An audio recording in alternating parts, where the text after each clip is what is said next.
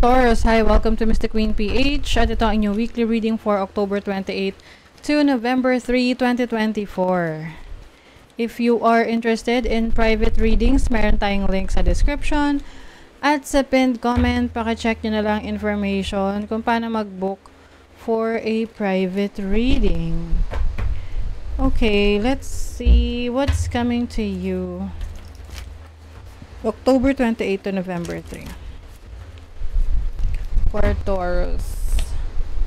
Best possible decision. Ayan, maaring meron kayong pagdidesisyonan ngayong week na to. Napaka-importante, no? So, don't worry kasi ang mapipili nyong decision dyan ay best for your situation. Kailangan lang talaga kumonek ka sa instinct mo, intuition mo, anong sinasabi ng instinct mo.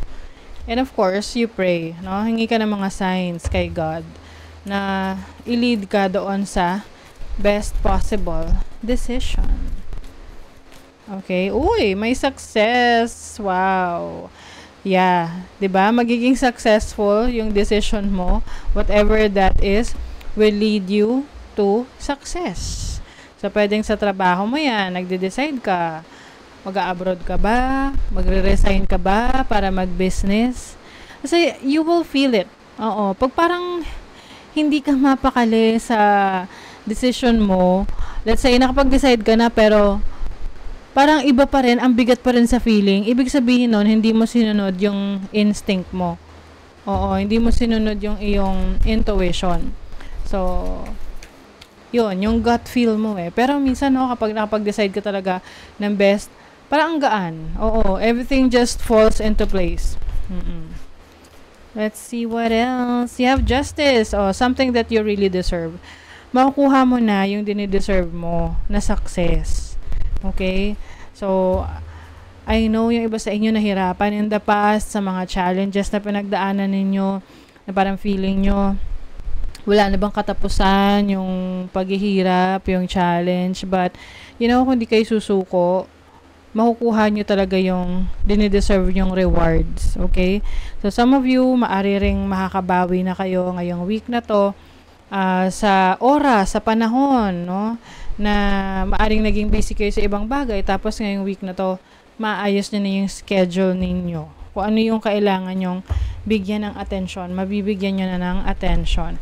And if there's someone na merong nagawang pagkakamali sa'yo, you know, makukuha mo yung dinideserve mo na justice. Okay? You have the Knave of Coins, merong mga pinag-aaralan kayo ngayon. Yung iba nag-aaral kayo related sa trabaho, sa business, sa career, may training kayo, or meron kayong research na ginagawa para sa sinisimulan yung trabaho, business, or career. So, you are very, very, very positive yung pananaw mo rito. Na ito na yon. Yung iba parang tumataya kayo eh. Tataya kayo dito sa trabaho na to, sa business na to. Kasi maaring nung mga nakaraan, maraming mga failures. So, but this time, sinasabi ng universe na you are going to be successful this time. Yes, you have the Ace of Wands. So, this will lead to a new beginning, new inspiration, inspired action. So, kumbaga ngayon, mas mataas yung energy ninyo, mas motivated kayo. Ito yung tipong excited kang gumising sa umaga kasi inspired ka. Let's say inspired ka sa bago mong trabaho, inspired ka sa bago mong business, or even sa bago mong relasyon. You have the Two of Wands. So, talagang tuloy-tuloy ang mga actions na gagawin mo. I think isa rin to sa decision na gagawin mo, kung ano yung path na tatahakin mo.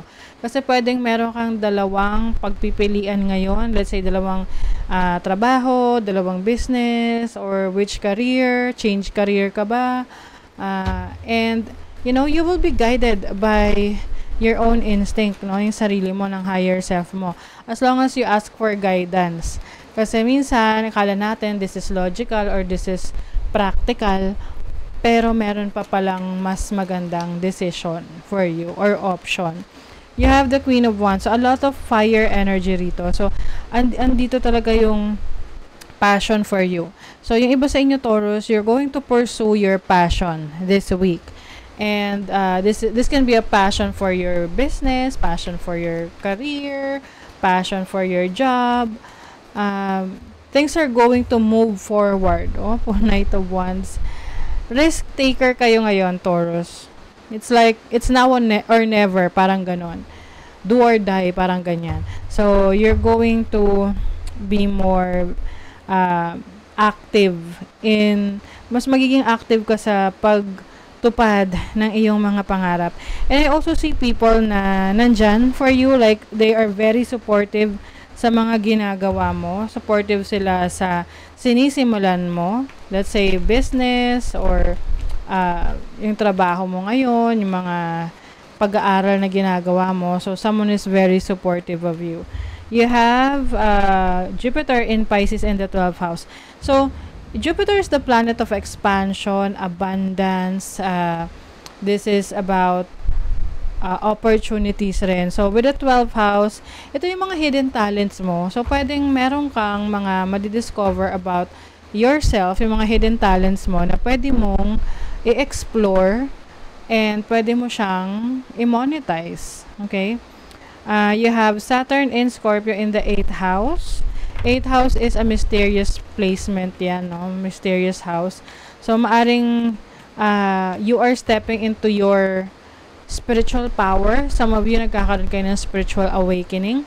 Maaring yung iba sa inyo, ang career path ninyo ay related sa spiritual, sa healing, sa meditation, sa let's say astrology or tarot or any esoteric practices na gusto nyong i-pursue. Yung iba naman sa inyo, meron ano lang to have specific reading or energy for someone.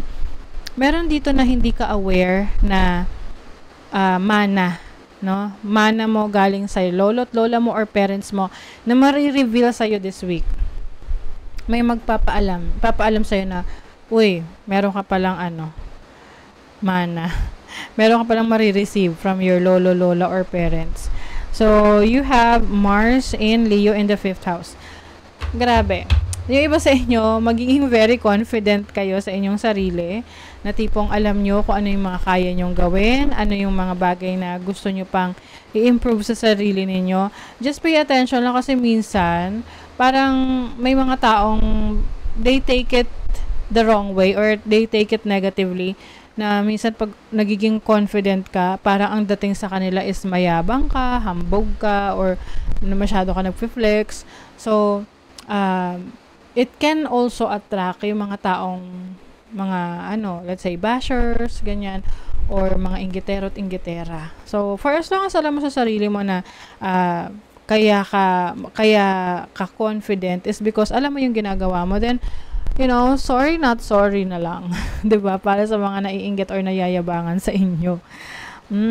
You have altar. Ayan. So, a special space to have quiet meditation as you connect to your higher self, and spirit guides are also important in manifesting your dreams. So, yung iba sa inyo, very religious or very spiritual, na tipong if you want something, talagang pinagdadasal nyo talagang maigi, and you have a spot sa bahay ninyo na kung saan, or spot or space sa bahay ninyo na kung saan, dun kayo nagme-meditate, dun kayo nagdadasal, dun kayo gumagawa ng mga manifestation rituals ninyo. And it's also going to help you improve your finances, no? So if you're that person na mahilig mag-manifest. And then your love life is true love. Oh, iba sa inyo, you are already dealing with the person na talagang mamahalin ka. This love is once in a lifetime. Oh, 'di ba? If you are single, I think mas tinataasan mo yung standards mo.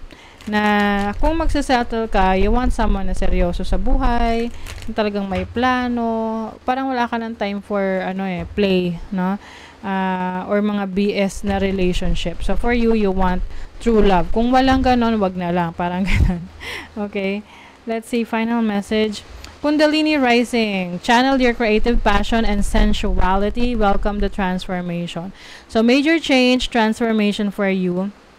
I think isa to sa self-discovery ninyo sa inyong sarili. Like what I mentioned kanina, meron kayong mga hidden talents and skills or abilities or gifts na marirealize ninyo. And from there, pwede nyo siyang maging source of abundance in your life, wherein you will be very successful. Okay? So that is your reading, Taurus. Thank you so much. Bye.